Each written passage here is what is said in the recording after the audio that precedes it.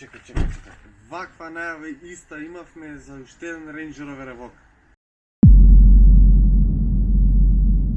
Да, по втор пат го возам Range Rover Evoque, вторава генерација, ама има и зошто, направени се некои промени, направени се некои подобрувања, конкретно се направени во мотор, изолација, суспензија, инфозабавен систем и некои тука измени дизајнерски. Ајде да почнам поред.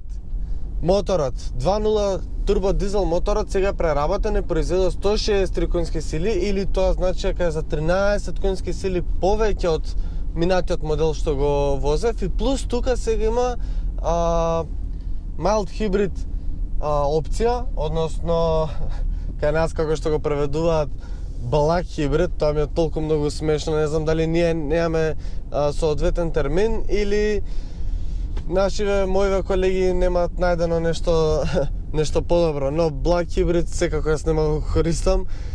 Едино тука, ако гледаме, тука е благичок, бидејќи ако прашањето ви е колку може да се продаде на струја, 0 километри, 0, бидејќи хибридниот систем помага за старт-стоп системот, нешто при тренување и стопирање. Сега, ако гледаме така, за старт-стоп системот, метро по метро, ако ги собираме месец, година, може да искочи 1 километар на годишно ниво, бидејќи паметен систем е, приметува дека застанувате на семафори, старт-стоп системот го активира многу порано за разлика од вообичаено од останатите други негови конкуренти.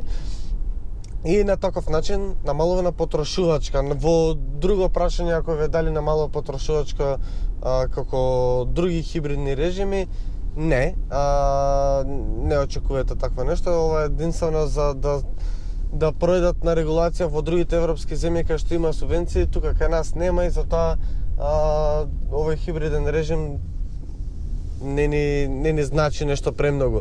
Но во потрошувачка, ако гледаме, троши некаде околу, сега ми покажува 8 литри со малтретирање во град, трни, застани, угорнени, удолнени, секаков можен терен.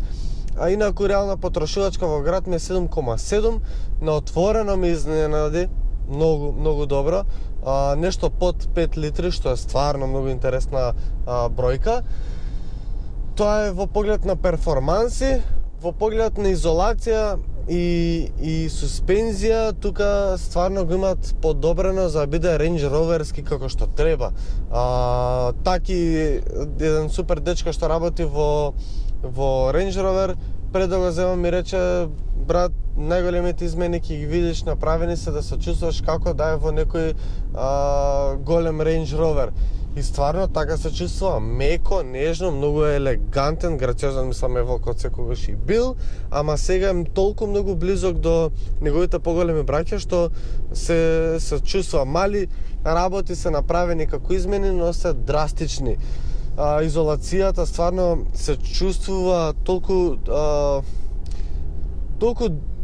добро е сработено да не чувствувате ништо од надвор, него слушате моторот како работи. Стварно многу добро го сработиле ова Range Rover за да биде еден степен повисоко од она што беше. Технички станува збор за истата кола, истиот модел, истата генерација. Останатите измени се во PV системот, тука ке инфозабавниот екран, што ќе го видиме за кратко. Другото тука околу воланот нешто дизајнерски и во глобала толку се измените. Цената сега е конкретно за овој модел е 74.900 евра, и за 74.900 евра, иако ми е еден од најомилените модели се уште, бидејќи пред 2 години кога го возев првиот Evoque беше прогласен за најпосакуван автомобил во Македонија, но еве, и после 2 години се уште ми е најомилен, само имам неколку работи што ќе ги истакнам како замерка. Не знам дали конкретно тука во овој тест модел или станува збор за нешто што е серијски проблем, но чувствувам крцкање тука од кај појасите од двете страни повремено и не ми се чувствува осетот кај педалата. За педалата за кочници, извинете, сега кочниците кои ги користам, малце понагло кога сакате да застанете, без да се уклучи ABS, вие чувствувате како да да се крши внатре, како ABS-от да работи, како нешто да се случува, а далеку е од уклучување на ABS. Тоа ми е малку проблем. И друга работа, кога сакам да забрзам, иако менувачот 8 степен автоматски луѓе перфектен, ама кога сакам да забрзам, чувствувам еден проблем. Му треба време дур да го процесира тоа, па нагло ќе добиете многу моќ. Не ми се допаѓа. Пример, еве, сега се движам со 30 км на час, сакам да забрзам, стискам на педалата. Тек сега, колку време пројде. И тоа кога се случува, толку ве удира што се чувствувам малку непријатно, искрено. Останатото стварно е Range Roverски. Мислам, не очекувате Evoque да го ставате во некоја категорија, да го споредувате со други модели. Range Rover, сите нивни модели си се класа сами за себе. Толку, не очекувате нешто спортско, не очекувате да биде агресивно, да биде да звучи, значи едноставно кога купувате Range Rover, сакате да изгледа убаво, што е, и друга работа, сакате да се чувствувате лагодно, нема тука педали зад волан, јас да ги менам. Мислам, Range Rover, едноставно седнувате, уживате, седиштава. Мене искрено, кога ги гледам, не ми се на лик нешто убави да кажам, вау, колку добро седиш. Ама кога ќе седнам, па кога си пуштам греачи, крај, толку.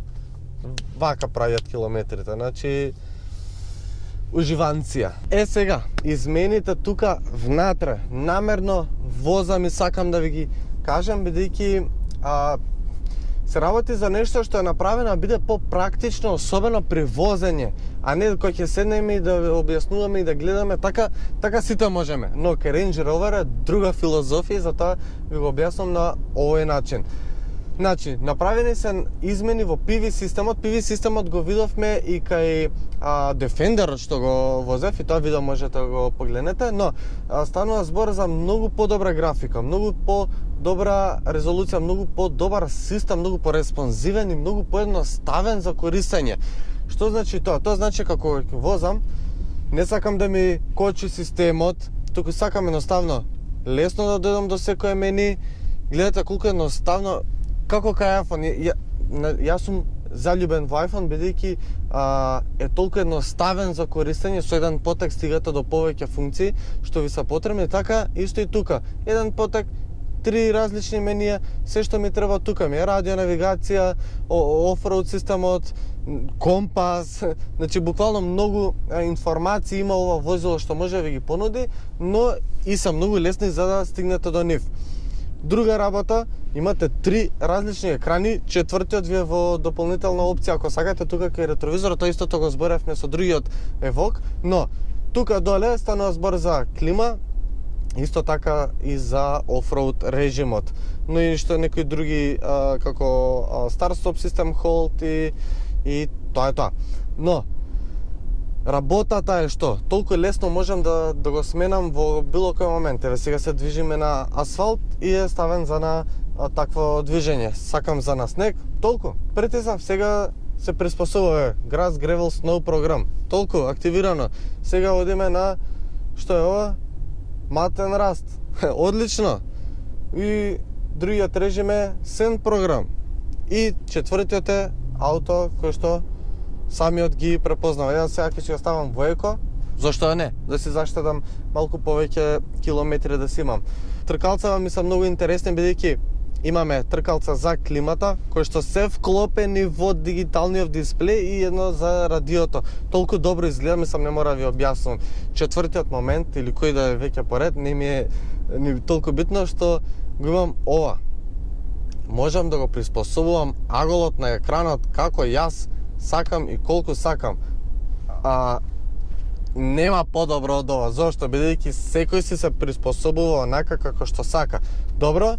Друга работа, реков воланот, сега е малце поинаку направен. Зошто? Бидејќи се поставени други копчиња тука, е димензиониран, односно по навлечен навнатре, изгледа искрено за мене поубаво, а претходно ги имаше оние топчиња, беа практични и тука е доста практичен, но едноставно сега ми е поелегантен, некако посозран, позрел.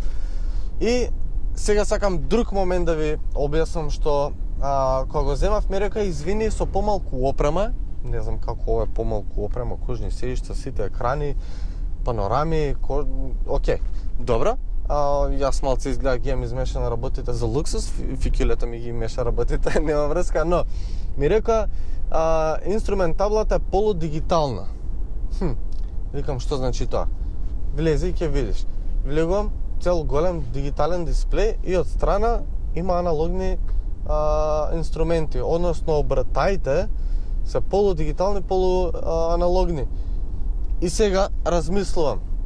Јенака во другиот рейндж беа фул дигитални, но и таму беа обратометрот си беше обратометар и не може нешто поразлично да биде. И кога ќе размислам, гледам дека уствари не ми треба ништо повеќе од ова.